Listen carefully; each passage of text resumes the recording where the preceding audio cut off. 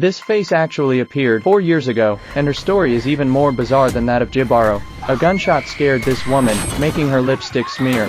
She looked out the window and locked eyes with a man, who was equally surprised because the woman across from him looked exactly like the person he had killed. On the other hand, the woman was afraid of being silenced as a witness, so she took the money and prepared to run away. Remember the person behind him, it's important at the end. The woman escaped into a taxi, and the man chased after her, shouting for her to stop, but the woman was busy, fleeing for her life and going to work. As they passed a bridge, a taxi followed closely behind, and the man inside stared relentlessly at his target. The woman got out of the taxi in a small alley, where she had a special performance scheduled for today. However, the man had already caught up, and the unsuspecting receptionist welcomed him with a smile, leading him to attend the grand event. He quickly fell into a trap of seduction. This woman was being hunted down by a man, and she didn't know the man was already watching her show. Just then, the woman stepped on stage for her performance, and once again, their eyes met. The woman fled in terror, knowing that the boss had a gun, which she could now use for self-defense.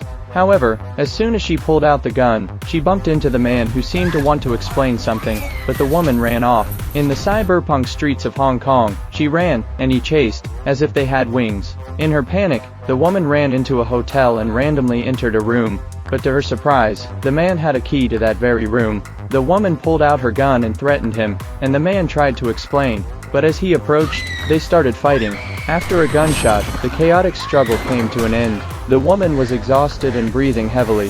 When she turned around, she unexpectedly saw another man. Looking back at the man she had just killed, they looked exactly the same. At this point, the cycle was complete, and the roles of the killer and the witness had switched. This chase and slaughter would continue endlessly.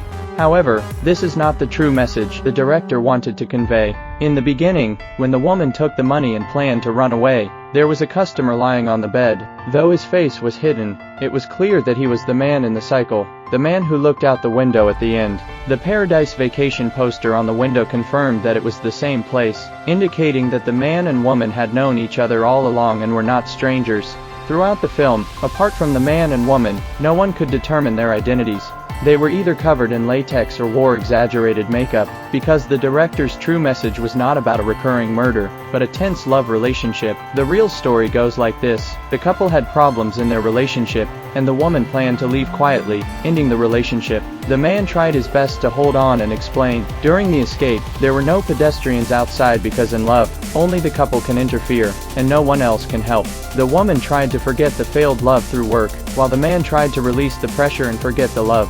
However, their actions were discovered by each other, leading to the complete collapse of their relationship. The woman made up her mind to escape, but the man was still honest about his mistakes, trying to salvage the situation. No matter how much the woman tried to run away, the memories of their past love still lingered. Just like this bridge they passed, coming and going, no matter how they tried to avoid it, they were still entangled.